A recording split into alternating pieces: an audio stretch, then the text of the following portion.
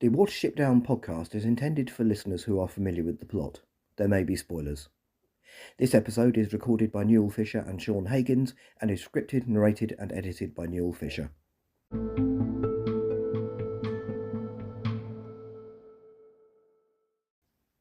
Hello and welcome to the Watership Down podcast episode 91, in which I will be talking to OWSLA member Sean Hagins from Canada about the Australian Broadcasting Corporation 1984 radio play of Watership Down, which he introduced me to some time ago. Those of you who follow the podcast on YouTube will be familiar with Sean's comments, as he is easily the most frequent commenter on the channel. But before we get on to the conversation itself, I need to let you know how you can listen to this little-known portrayal of Watership Down. The full 4-hour play, which is not currently commercially available, is on YouTube in 4 one-hour episodes. To find it, just search the phrase 7593 Media. It is the only content on that channel. I will put a link in the notes.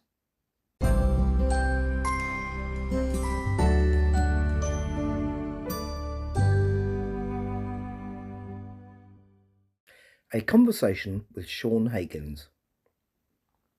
Unlike my conversation with John Ruths almost exactly a year ago, this one was recorded via a Zoom call, which I recorded separately as a sound file because I seem to be the only person who has come out of the pandemic with very little clue about how to use Zoom. As a result, although there were no annoying sound drops, the quality of Sean's voice is well below that of mine, for which I apologise. When I spoke to John via my podcast platform, his voice was better than mine, in spite of his being the one that kept dropping out. A couple of other things to mention. The conversation starts and ends a bit abruptly due to my inexperience with Zoom and the fact it was recorded on a day when I was a bit less focused than I would have liked due to other stuff going on at home.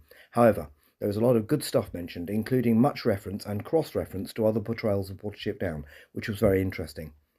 At one point, Sean mentions the radio play having been released 40 years ago in the Commonwealth. Just in case you're not aware, this refers to the Commonwealth of nations that were once part of the British Empire, in which the British monarch is still head of state. So this includes Australia, where the play was recorded, and Canada, where Sean is from. I must also apologise for at one point referring to cartoon making when I should have said animation. Anyway, with all that said, on with the conversation.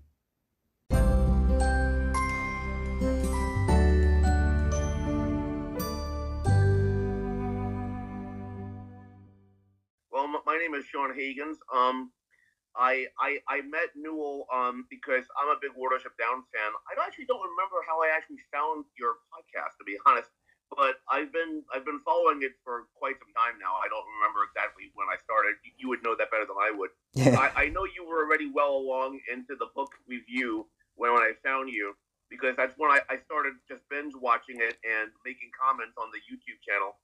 Because YouTube is really what I use. I don't really use podcasts or anything like that. Oh yeah. But I started making a bunch of comments, and then of course by the time that I caught up, I just started following every week, listening to your podcast, and I really enjoy it because it's really kind of a certain niche. Like, none of my friends really know much about Watership Down. A few of them might have seen the movie, but they're not really big fans of it where they can really discuss it. Yeah. So finding someone who can is good. I enjoy commenting on it, and so you did the book review, and I knew you were doing a movie review, so I was looking forward to that. And I think I asked you, I'm like, have you ever heard of the Australian radio play? Yeah. You're like, no, because it was released in the Commonwealth on cassette, and that was like 40 years ago. It came out in 1984, so I think it was released in 1985, I would say. I mean, I've actually been in touch with the Australian Broadcasting Corporation to say, can you release this, please? Where can I listen to this? And they've said, Right. We can't afford the copyright payment. We're not prepared to pay out copyright payments to actors to release it, so we can't release it. Now, having said that, if people listen to it and want to hear it, they might put pressure on them. And if they feel it makes commercial sense, they might release it. So I'm hoping they will. I listened to it overnight on a night shift. I remember I was doing a job at the time where on a night shift I could just stick a Bluetooth in and I listened to the whole thing at one go. And it was fascinating. I've got, I haven't finished the notes on it yet. The detailed notes are kind of nearly halfway there. But the basic thoughts I've got on it are, it seems to be a very faithful retelling of the story, but almost completely re-scripted, if you see what I mean. So Yes, I do. although it very faithfully and it tells bits of the story that are not told in any other versions, Hmm? Yeah, it it, seems to like the LRLI stories. I think it has all of them, but Rouse B. Wolf, I believe. yeah. And that's something that you're right. I mean, like I don't think I've ever seen that. Well, I haven't seen the cartoon TV show. I don't know I don't know what that does. But the movie, Yeah. I know doesn't touch on any of that. So No. that's really good. The TV series does include Raspberry Wolf. I think it includes a few of the tales, but Oh, does it? not as Okay. many as the radio play. So the radio play is the biggest reservoir of dramatisations of the stories. That's why the timing seems slightly strange with it, because they're far more like the book actually, because a lot more time is taken up with them, and they're in the right place. So they don't stick the blessing of LFRR at the beginning; they stick it in Right. its appropriate place. So yes, it was an interesting listen. Some things worked in it, some things don't work. I don't think. I'm not sure when that rabbits are fighting. I'm not sure how much the squeals in the background really add to it, but it's but they were experimenting at the time. What is very clear is that 6 years after the 1978 film, it does not allow itself to be influenced by it at all, which is Well, interesting. actually, hold on. Aha! Actually, no. One. Well. The one thing that I remember distinctly that was just from the film is they actually describe how Hazel bites the rope that's connecting the boat to the land, Yeah. and then says that he made the biggest leap of his life in order to get onto the boat, and Ah, that was from the movie. that's a good You know, detail. I like that. That's impressive. Yeah. again, I've heard this a lot more than you have. I mean, I grew up listening to it all the time, and I remember that, and I remember the scene from the movie, and I know that wasn't in the book. That's So, right. That's an interesting detail. very few things there. I mean, Yeah. mostly, I mean, you are correct. Mostly, it is just from the book, Yeah. but there are a few scenes that I know that they got from the movie. Yeah. You know. That's interesting because I mean I've got lots of theories about different versions being influenced by different versions. I think, for example, the Netflix version was very influenced by the TV series because people who made it would have been watching the TV series, would have been at the right age to watch the TV series when they were children, and I think Right. there's influence. That's my theory. I mean, particularly in the portrayal of Ephrafa. So yeah, it's interesting to pick up these influences. Um, I've not seen the Netflix version, honestly. Like I said, I've only seen the. I mean, I don't know Watership Down but I've only seen the movie, yeah, the audio play, and the book. I haven't seen the '90s TV show, and I haven't seen the Netflix version simply because I don't have yeah. full access to it, except a couple YouTube clips. But one thing, and you correct me on this. I'm not telling you you're wrong because I've never seen it. But I know that when they made the Netflix movie, there was some concern from parents that it would be shocking and too intense for children, and they said no, they're going to really try to avoid that. Yeah. So I know so that's probably. I mean, I would think that also might be like when you said that the Ephrafa is kind of watered down the way the TV show was, because I understand the TV show was watered down. Yeah. I imagine that's probably where they got that from, because I know that like the '70s movie, and you probably know this too. I mean, that was really intense. Oh yes. Especially because like a lot of parents had no idea. Yeah. I mean, like they just thought, oh, it's a Disney movie. I mean, it's not a Disney movie, but they thought it's a Disney cartoon about rabbits. They didn't expect rabbits to be torn apart. Exactly. Now the Netflix version is more atmospheric, and there's a lot that would frighten children, but it's definitely, the violence isn't as graphic. It definitely isn't. There's possibly more death in it that actually appears in it, but it's dealt with in a way that is nowhere near the way the '78 film was. I've heard it criticised a lot. When I get round to it, I'll give it a fair hearing. I've got lots of criticisms of it, but I mean, it's an interesting. It's of its time. It's very much made for the American market. So I've said before, they seem to have reset it in North America. The countryside is North American. Recognisably, it's not England, and yet it has all the dressings of being England, but it's made to look more North American. Interestingly, I think personally that the radio play probably employs Australian sounds of nature. It's a very un-English sounding countryside. When you hear nature in the radio play, it doesn't sound right for England at that time of year. So I think because it's Australian, and it's understandable. Again, it's been given that setting because it's for an Australian audience. Yeah. You know, you're much more into nature than I am. I couldn't listen to a scene and say that's Canadian, that's American. I never would know if it was British or Australian. I mean, you know, just from the nature scenes. I mean, like, you know, if I hear like a wallaby or a kangaroo, or something, I would know it's Australian. But beyond that, you know. Yeah, I mean, interesting to have some Australian opinions on that, because I just think the sounds are, you know, they seem to be emphasising more the environment where rabbits might live in Australia. Now, I don't have a huge knowledge of rabbits in Australia. I know they got a lot of them. But yeah, it wouldn't surprise me if they did. Actually, I mean, I'm not saying you're wrong. You're probably right. But you know, I was thinking about that too. It's probably, you know, it might even be unconscious because again, you remember 1984 was before the internet.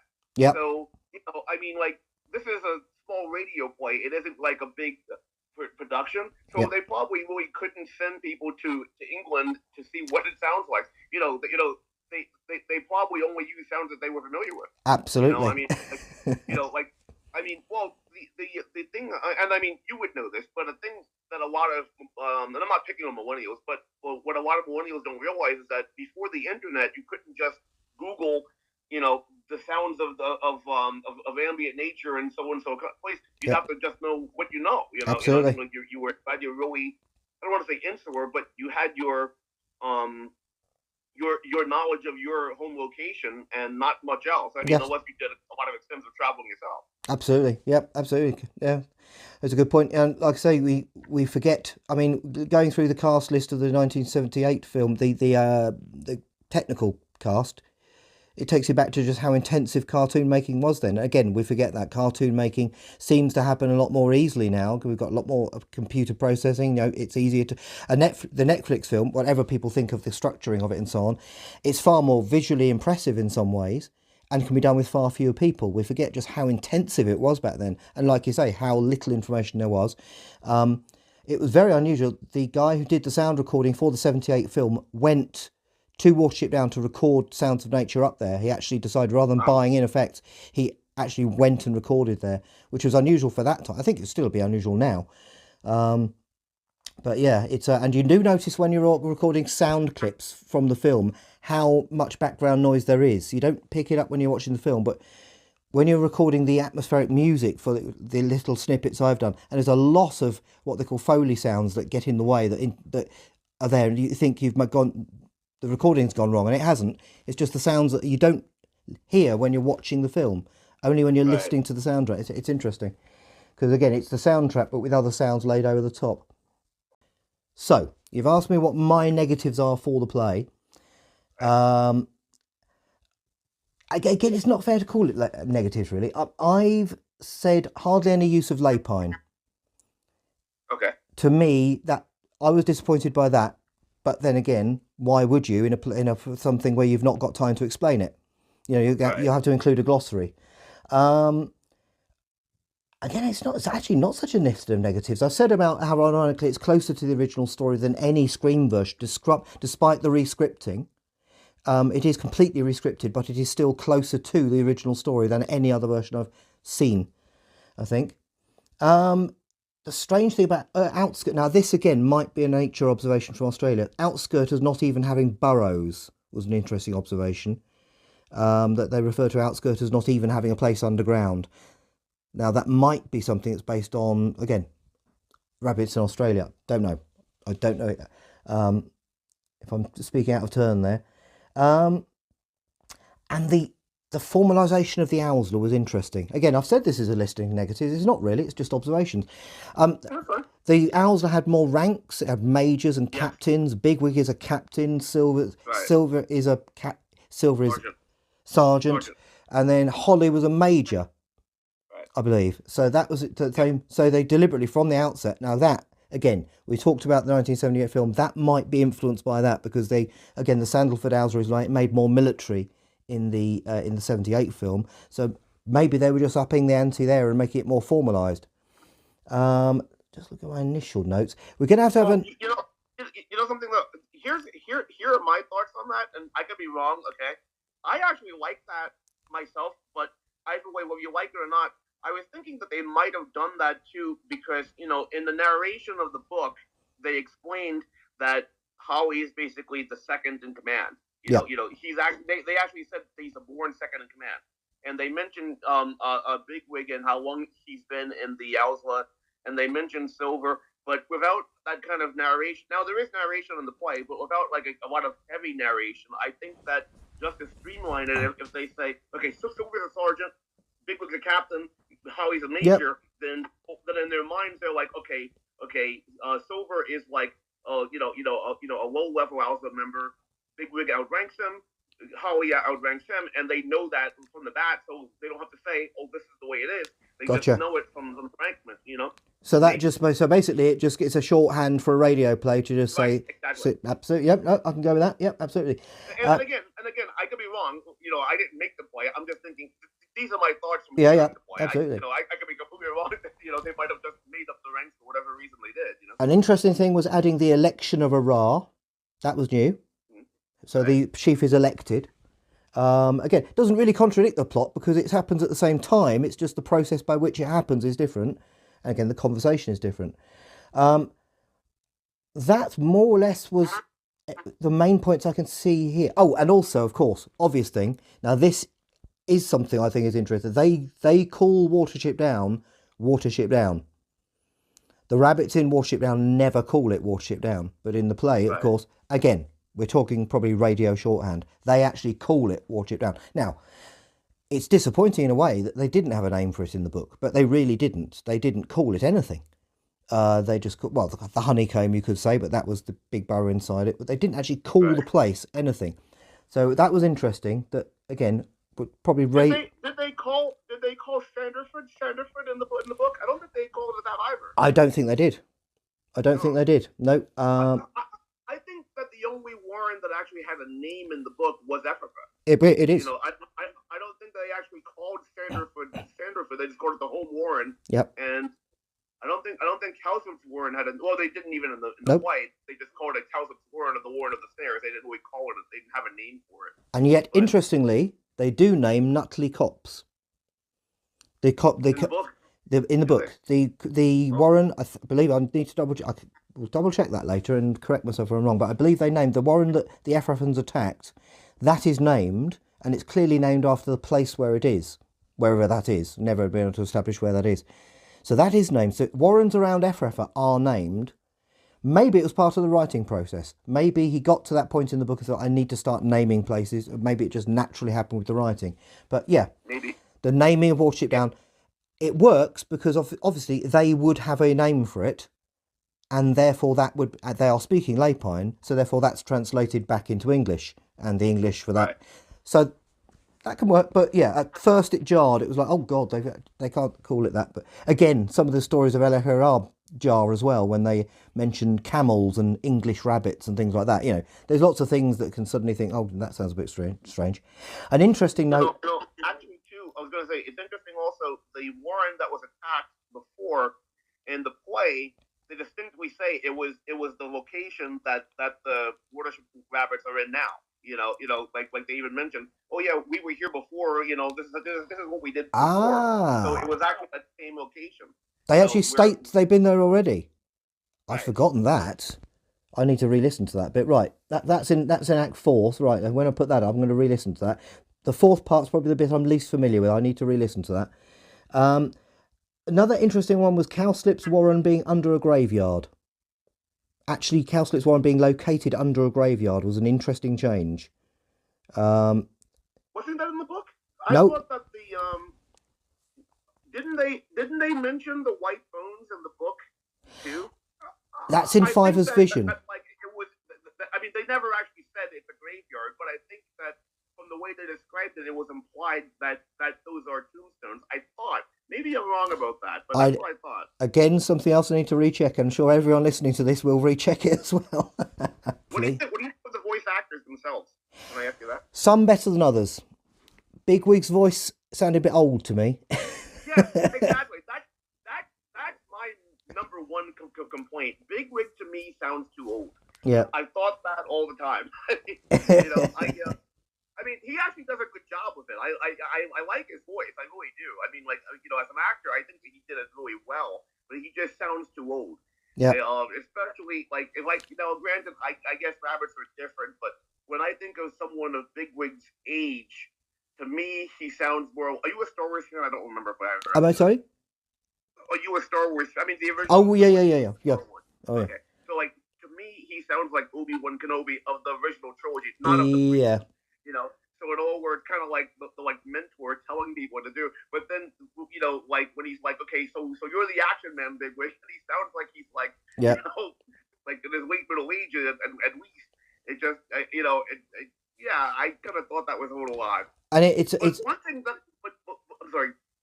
So just going to say one thing I think that feeds into is this Bigwig the clown thing, which is started after the book. Bigwig as the clown figure, and that started really with the 78 film. The TV series buys into that as well.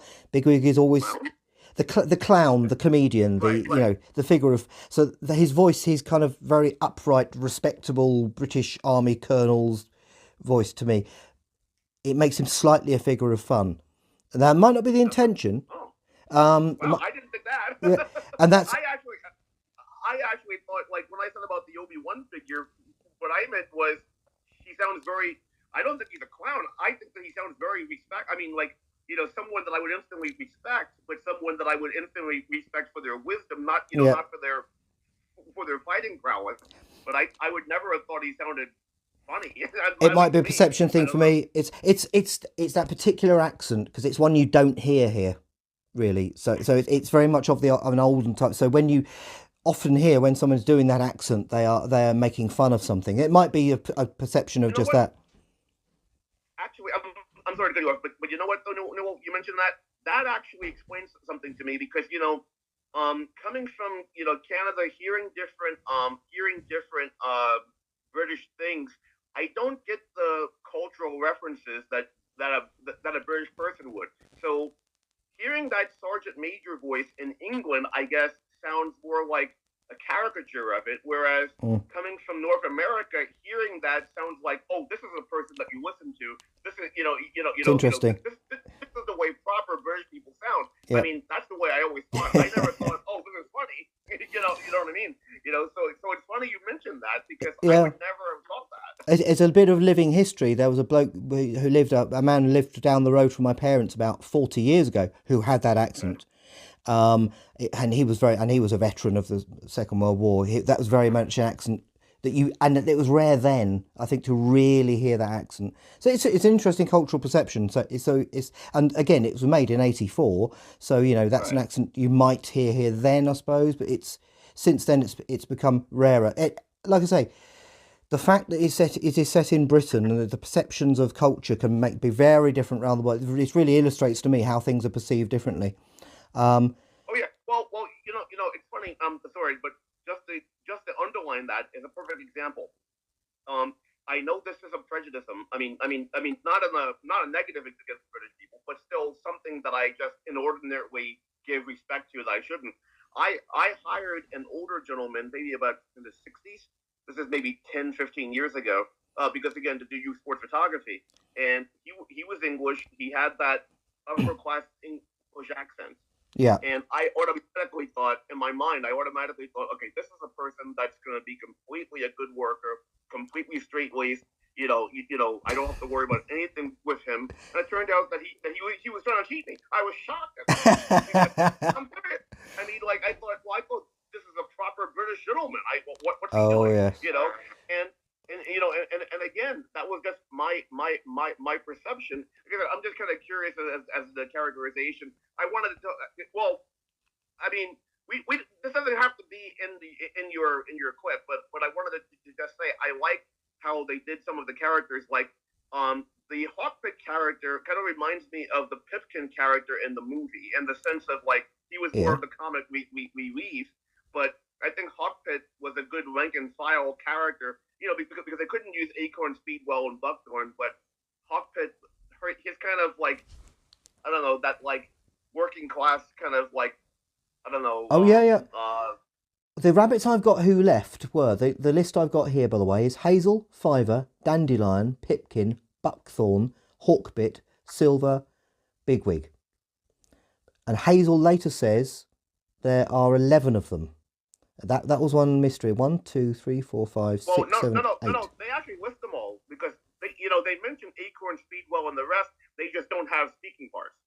Ah, that's interesting. Okay. Yeah, because the narrator, at one point, the narrator actually says these are the 11. Basically says these are the 11, and then mentions them.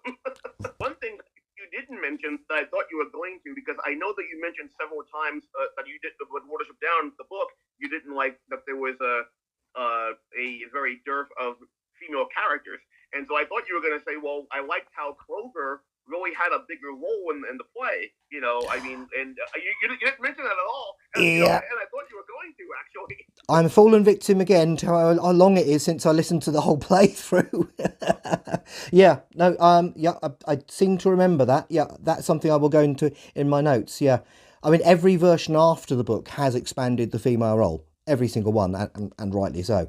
To the extent that in the TV series, Blackberry is female. Yeah, that's weird. Not sure how that worked for me. I'm not sure that I wasn't sure about that, but hey, and also in the Netflix series they did the same thing. Yeah. Anyway, right. I'm going to wrap it up here. I think I'm going to make sure I save the sound file for a start.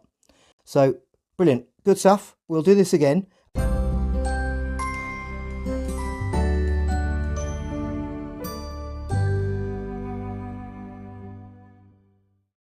Thank you so much for your time, Sean, and for introducing me to this little-known portrayal of Watership Down. Next time, my detailed review of the ABC 1984 radio play.